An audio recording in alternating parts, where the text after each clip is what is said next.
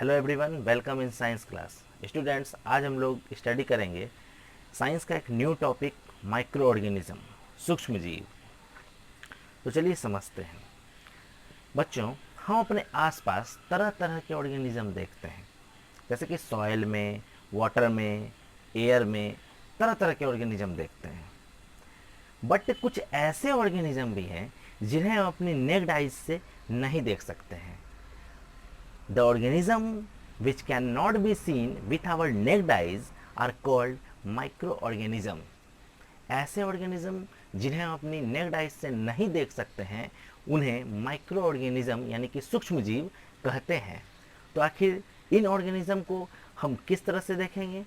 तो we can see such type of organism through a magnifying device that is called microscope. ये microscope जो है, इसके थ्रू हम इन छोटे छोटे ये माइक्रो ऑर्गेनिज्म, यानी माइक्रो मीन्स होता है एक्सट्रीमली स्मॉल, ऑर्गेनिज्म मीन्स जीव, ऐसे छोटे छोटे जीवों को आसानी से हम ये माइक्रोस्कोप के थ्रू इजिली देख सकते हैं। ठीक है, ये माइक्रो ऑर्गेनिज्म जो होते हैं यह हमारे लिए कुछ हेल्पफुल भी हैं, कुछ हार्मफुल भी है ना। कुछ माइक्रो ऑर्गेनिज्म हमारे लिए हेल्पफुल हैं, कुछ माइक्रो ऑर्गेनिज्म हमारे लिए हार्मफुल भी हैं। इनके बारे में हम लोग आगे फिर बात करेंगे। सबसे पहले हम देखेंगे कि these microorganism can be divided into 4 major groups. इन चारों ग्रुप्स को बच्चों मैंने यहाँ लिख दिया है। बैक्टीरिया पहला है, दूसरे ग्रुप्स हैं ये प्रोटोजोआ, जिन्हें कि प्रोटोजोन भी कहा जाता है, ये एल्गी, और चौथा फंजाई ग्रुप। ये 4 ग्रुप्स में इन माइक्रो ऑर्गेनिज्म को, इन सूक्ष्म जीवों को स्पेशली इन 4 मेजर ग्रुप्स में डिवाइड किया जाता है स्टडी के लिए। For further study we can divide this micro organism into 4 main types. ठीक है, फर्स्ट है बैक्टीरिया, सेकंड है आपका प्रोटोजोआ, थर्ड है आपका algae plants, algae, and fourth है आपका फंजाई। तो चलिए बच्चों, हम लोग एक एक करके एक एक ग्रुप्स को देखते हैं माइक्रो ऑर्गेनिज्म के। सबसे पहला ग्रुप है बैक्टीरिया। देखिए, ये बैक्टीरिया जो है, फर्स्ट पॉइंट, यहाँ मैंने कुछ पॉइंट्स डिस्कस किए हैं, लिखे हैं मैंने कुछ पॉइंट्स। फर्स्ट पॉइंट है बैक्टीरिया आर मोस्ट प्रिमिटिव। बहुत प्राचीन है, अत्यंत प्राचीन जीव है ये बैक्टीरिया। ये बैक्टीरिया जो है अत्यंत प्राचीन जीव है। ठीक है, फर्स्ट लिविंग सेल, ये पहला लिविंग सेल है जो कि अर्थ पर जनरेट हुआ था। फर्स्ट जो लिविंग सेल हमारे अर्थ पर जो जनरेट हुए थे, जो आए थे, पहले लिविंग सेल जो प्रोड्यूस हुआ था, ये सबसे पहला, ये तो फर्स्ट लिविंग सेल के फॉर्म में ये बैक्टीरियाज ही हैं। ये बैक्टीरिया पहले लिविंग सेल्स हैं। आपको पता होगा सेल के बारे में, सेल की डिस्कवरी किसने की थी? सेल की डिस्कवरी रॉबर्ट हुक ने। ये रॉबर्ट हुक ने जब सेल की डिस्कवरी की थी तो उन्होंने डेड सेल को डिस्कवर किया था। प्लांट के बार्क से उन्होंने डेड सेल को डिस्कवर किया था। ठीक है, लेकिन फर्स्ट लिविंग सेल को जो डिस्कवर किया गया था वो ए भी ल्यूवेनहॉक ने फर्स्ट लिविंग सेल को डिस्कवर किया था। तो फर्स्ट लिविंग सेल जो है ये बैक्टीरियाज ही थे। सो आप समझ सकते हैं ये कितने प्रिमिटिव भी हैं। बैक्टीरियाज आर मोस्ट प्रिमिटिव, ये बहुत ज़्यादा प्राचीन है, बहुत ज़्यादा। And second thing is that it is first living cell, यह पहले लिविंग सेल हुए। थर्ड पॉइंट है इट इज़ यूनिसेलुलर। ये बैक्टीरिया जो यूनि मीन्स होता है एक, सेलुलर मीन्स सेल का बना हुआ। ये बैक्टीरिया जो होते हैं ये यूनिसेलुलर होते हैं, एक ही सेल के जनरली बने होते हैं, यूनिसेलुलर होते हैं। और यूनिसेलुलर होने के कारण ही दिस बैक्टीरियाज आर प्रोकैरियोटिक। ये बैक्टीरिया जो होते हैं प्रोकैरियोटिक होते हैं। प्रोकैरियोटिक ऐसे सेल्स को कहा जाता है जिनमें न्यूक्लियस जो है वो एब्सेंट रहता है, नहीं पाया जाता है, या फिर वेल ऑर्गेनाइज्ड न्यूक्लियस जो है वो नहीं पाया जाता है। ऐसे सेल प्रोकैरियोटिक सेल्स कहलाते हैं।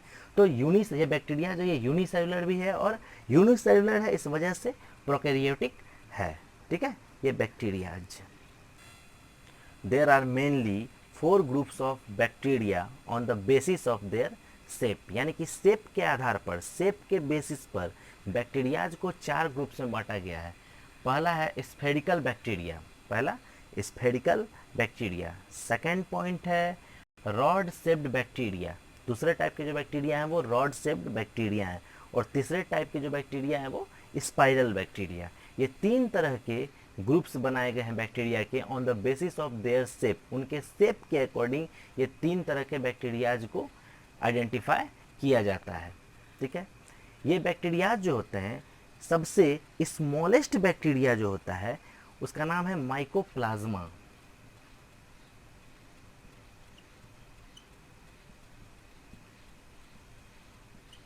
ये माइकोप्लाज्मा जो है सबसे स्मॉलेस्ट बैक्टीरिया है, जो कि 0.1 माइक्रोमीटर का होता है।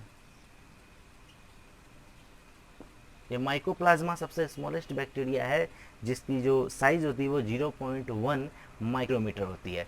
Some examples of bacterias are lactobacillus, rhizobium bacteria, ये सब बैक्टीरियाज के कुछ एग्जांपल्स हैं। और बैक्टीरियाज से होने वाले कुछ डिजीजेज हैं, है ना, जैसे कि कॉलरा, है ना, जैसे कि मीजल्स, ये तरह तरह के डिजीजेज हैं जो बैक्टीरियाज से होते हैं। वो वो मीजल्स जो होता है वो वायरस से होता है। ठीक है, और बैक्टीरियल डिजीजेज हैं, टाइफाइड हो गया, कॉलरा हो गया, फूड पॉइजनिंग, फूड जो हमारा पोल्यूट हो जाता है, ख़राब हो जाता है, ये भी बैक्टीरियल इफेक्ट्स के कारण ही। ये सब हम लोग पढ़ेंगे हार्मफुल एंड यूजफुल माइक्रोब्स के बारे में जब अभी बात करेंगे। अभी हम लोग नेक्स्ट टॉपिक बात करने वाले हैं second group of micro organism, that is protozoa या प्रोटोजोन। स्टूडेंट्स ये देखिए, प्रोटोजोआ के सम इम्पॉर्टेंट फैक्ट्स, कुछ इम्पॉर्टेंट जो फीचर्स हैं वो मैंने लिख दिया है बोर्ड पर। देखिए, प्रोटोजोआ का जो एक लैटिन वर्ड है प्रोटोजोआ या प्रोटोजोन। प्रोटोजोन जो होता है ये सिंगुलर वर्ड है इसी का, और प्लूरल वर्ड में आ जाता है प्रोटोजोआ। ठीक है, प्रोटोजोआ का जो मेन मीनिंग होता है वो था little animals. Protozoa means little animals, यानी कि बहुत छोटा एनिमल, जानवर। बेसिकली ये एनिमल किंगडम में पाया जाता है, एनिमल किंगडम में इसको टर्म किया जाता है ये प्रोटोजोआ को। ठीक है, तो ये प्रोटोजोआ से रिलेटेड कुछ बातें देखिए। अभी जो है धरती पर लगभग 65,000 स्पीसीज प्रोटोजोआ की अवेलेबल है। अभी धरती पर लगभग 65,000 अप्रॉक्स स्पीसीज पाई जाती है ये प्रोटोजोआ की। ठीक है, तो देखिए ये प्रोटोजोआ जो होते हैं ये यूनिसेलुलर होते हैं, यानी सिंगल सेल्ड ऑर्गेनिज्म होते हैं ये प्रोटोजोआ। ठीक है, ये प्रोटोजोआ सिंगल सेल्ड ऑर्गेनिज्म होते हैं। इसके साथ ही ये यूकैरियोटिक होते हैं। देखिए ध्यान दीजिएगा बच्चों, यूकैरियोटिक मैं बोल रहा हूँ। बैक्टीरिया जब मैंने बताया तो बताया ये यूनिसेलुलर होते हैं और प्रोकैरियोटिक होते हैं, यानी कि इनमें न्यूक्लियस जो है अब्सेंट रहता है या वेल ऑर्गेनाइज्ड नहीं रहता है। ठीक है, लेकिन ये जो हैं ये ऐसे जंतु हैं, ये ऐसे ऑर्गेनिज्म हैं, ये प्रोटोजोआ, जिनमें जो यूनिसेलुलर तो होते हैं, और मैंने बताया भी कि यूनिसेलुलर जो होते हैं वो जनरली प्रोकैरियोटिक होते हैं, लेकिन ये जो प्रोटोजोआ हैं ये यूनिसेलुलर होने के बावजूद भी इनमें वेल ऑर्गेनाइज्ड न्यूक्लियस पाया जाता है, और ये यूकैरियोटिक सेल की कैटेगरी में आते हैं ये प्रोटोजोआ। ठीक है, इन प्रोटोजोआ के कुछ एग्जाम्पल्स हैं, अमीबा, पैरामीशियम, ये आपके जो डेंगू मलेरिया फैलाने वाले जो मॉस्क्यूटोज हैं, mosquitoes, these all are the examples of protozoa. These are found in moist places. ये प्रोटोजोआ जो हैं ये जनरली मॉइस्ट प्लेसेस में पाए जाते हैं, या नमी वाले जगह में। ठीक है, ये नमी वाला जो जगह जैसे एक्वेटिक प्लेसेस वगैरह, वैसे जगहों पर ये प्रोटोजोआ ज़्यादातर पाए जाते हैं। ये नमी वाले प्लेसेस में ज़्यादा पाए जाते हैं। ये कुछ फीचर्स हैं मैंने प्रोटोजोआ का जो बताया है, आप लोग इन फीचर्स को नोट डाउन ज़रूर कीजिएगा, क्योंकि ये इंपॉर्टेंट फीचर्स हैं।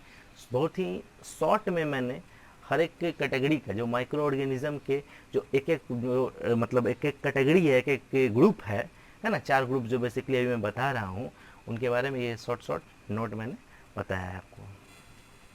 Third group of micro organism है एल्गी। इसे एल्गी या एल्गाए पढ़ा जाता है, ये दोनों प्रोनाउंसिएशन करेक्ट है, एल्गी या एल्गाए। ये भी एक प्लूरल वर्ड है, इसका सिंगुलर वर्ड होता है एल्गा। ठीक है, इसे कवक कहते हैं। देखिए these are plant like organism. ये जो एल्गी है ये प्लांट हैं, प्लांट लाइक ऑर्गेनिज्म इन्हें टर्म किया जाता है। Second point is that this contain chlorophyll. ये एल्गी है जो प्लांट हैं और ये कंटेन करते हैं क्या, क्लोरोफिल। क्लोरोफिल कंटेन करते हैं, इट मीन्स ये फोटोसिंथेसिस करते हैं, अपना फूड जो है खुद ब खुद प्रिपेयर करते हैं। Some are unicellular and some are multicellular algae. कुछ यूनिसेलुलर एल्गी है और कुछ मल्टीसेलुलर भी होते हैं एल्गी में। ऐसा नहीं है कि सब यूनिसेलुलर पाए जाते हैं, ये कुछ जो है वो यूनिसेलुलर है, ये कुछ जो है वो मल्टीसेलुलर है। यूनिसेलुलर के एग्जांपल्स हैं क्लेमाइडोमोनस, डाइटम्स, और मल्टीसेलुलर के एग्जांपल्स हैं ब्लू ग्रीन एल्गाए, स्पाइरोगाइरा। ये सब कुछ एग्जांपल्स हैं एल्गी के। चलिए हम लोग अब नेक्स्ट देखते हैं फंगी, फोर्थ ग्रुप। हमारा 5वां ग्रुप है फंगी, जिसे फंजाई भी कहा जाता है। ठीक है, जनरली इससे पहले एक चीज़ मैं बता दूं जो पिछले ग्रुप में छूट गया था, एल्गी प्लांट में, एल्गाए प्लांट्स में। एल्गाए प्लांट्स जो होते हैं वो ग्रीन ग्रीन, जैसे लैक्स या पॉन्ड्स पर आप लोग देखते हैं पूरा ग्रीन ग्रीन लेयर एकदम बिछा हुआ है, ठीक है ना, 2000 एल्गाए प्लांट्स, ठीक है, वो एल्गाए प्लांट्स वो रहते हैं। ठीक है, चलिए फंगी की बात करते हैं। These are fungi. Chlorophyll not available. इन फंजाई में क्लोरोफिल अवेलेबल नहीं होते हैं। ठीक है, क्लोरोफिल अवेलेबल नहीं है, इट मीन्स क्या कि ये अपना फूड खुद से सिंथेसिस नहीं कर सकते हैं, खुद सिंथेसिस नहीं कर सकते हैं फूड, या डिपेंड रहते हैं दूसरों पर अपने फूड के लिए। ठीक है, तो अब ये डिपेंड रहते हैं दूसरों पर, तो सम फंजाई आर सेप्रोफाइट्स। कुछ फंजाई जो होते हैं सेप्रोफाइट्स होते हैं, whether some fungi are parasites, जबकि कुछ फंजाई जो होते हैं वो पैरासाइट्स होते हैं। सेप्रोफाइट्स मीन्स आप जानते हैं कि यानी कुछ फंजाई सेप्रोफाइट्स मीन्स ये डेड और डिकेइंग एनिमल्स और प्लांट्स से अपना न्यूट्रिशन लेते हैं, सड़े गले पेड़ पौधों या जानवरों से अपना न्यूट्रिशन लेते हैं कुछ फंजाई। और कुछ फंजाई जो होते हैं वो पैरासाइट्स होते हैं, जो दूसरे प्लांट पर क्लाइंब करते हैं, होस्ट पर क्लाइंब करते हैं और ये उससे अपना न्यूट्रिशन गेन करते हैं।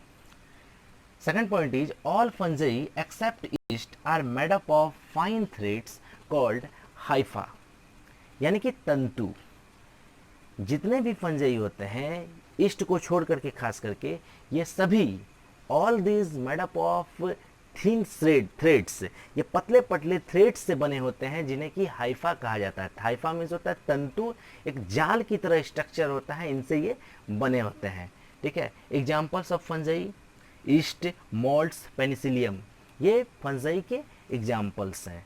ठीक है, ये फंजाई आप लोगों ने देखा हो ब्रेड वगैरह पर लग जाता है ना। ये सभी फंजाई जो होते हैं ईस्ट को छोड़ करके खास करके ये किसके बने होते हैं, हाइफा के बने होते हैं, स्मॉल स्मॉल थ्रेड्स के बने होते हैं। चलिए स्टूडेंट्स अब हम लोग 5वीं कैटेगरी देखते हैं, वायरसेस। स्टूडेंट्स यूं तो माइक्रो ऑर्गेनिज्म को मेजरली 4 ग्रुप्स में मेनली डिवाइड किया जाता है, 4 मेजर ग्रुप्स में डिवाइड किया जाता है, लेकिन एक 5वां ग्रुप भी है जो कि माइक्रो ऑर्गेनिज्म है। वो देखिए माइक्रो ऑर्गेनिज्म के ये जो 5वें ग्रुप हैं जिन्हें कि वायरसेस कहा जाता है, बेसिकली यह नॉन लिविंग होते हैं।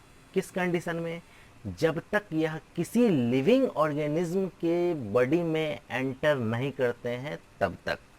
ठीक है, इसलिए इनको एक अलग कैटेगरी बना दी गई है। माइक्रो ऑर्गेनिज्म तो हैं, ये बहुत छोटे होते हैं, बट इनकी एक अलग कैटेगरी बना दी गई है जिन्हें वायरसेस ग्रुप का इनका नाम दिया गया है ना। लेकिन यह भी इनकी भी स्टडी हमें करनी है 5वें ग्रुप्स के तौर पर। देखिए these are smaller than bacteria, ये जो है वायरसेस ये बैक्टीरिया से भी छोटे होते हैं, बहुत छोटे होते हैं ये वायरसेस ये। ठीक है, ये वायरसेस जो होते हैं ये तभी एक्टिव होते हैं जब यह किसी लिविंग सेल में एंटर करते हैं, यानी किसी लिविंग ऑर्गेनिज्म के बॉडी में, किसी लिविंग ऑर्गेनिज्म के बॉडी में एंटर करते हैं तभी ये जाकर के एक्टिव होते हैं ये। लेकिन वायरसेस जो है जब ये किसी लिविंग सेल में एंटर करते हैं तो सिर्फ इनमें एक ही फीचर रहता है, वो क्या, रिप्रोडक्शन का। ये बस रिप्रोड्यूस करते हैं। Viruses in air outside the living organism, living organism से अगर अलग रखा जाए वायरसेस को तो ये जो है न ग्रो करते हैं, न फीड करते हैं, न एक्सक्रीट करते हैं, ठीक है, न रिप्रोड्यूस करते हैं, एकदम नॉन लिविंग की तरह बिहेव करते हैं वायरसेस। लेकिन जैसे ही ये किसी लिविंग सेल्स में एंटर करते हैं वैसे ही ये सिर्फ और सिर्फ क्या करते हैं, ये इनके अंदर जो कैपेबिलिटी आती है वो रिप्रोड्यूस करने की, और ये अपने नंबर्स को मल्टीप्लाई करते जाते हैं और उस जिस भी पर्सन या फिर जो भी लिविंग ऑर्गेनिज्म है उनको ये इफेक्ट करते हैं उनको जल्दी से जल्दी मतलब अपनी संख्या को इतनी बढ़ाते जाते हैं कि वो जल्द से जल्द उन पर अफेक्ट हो जाता है। ठीक है, इसलिए मैंने सेकंड पॉइंट लिखा है acellular viruses are acellular, यानी कि ये अकोशिकीय होते हैं। वायरसेस जो है ये अकोशिकीय, इनको सेलुलर नहीं कहा गया है। ठीक है, क्योंकि ये these are not made up of cells, इन्हें सेल्स से नहीं माना गया कि सेल्स से बने हुए, इसलिए इन्हें ए सेलुलर माना जाता है।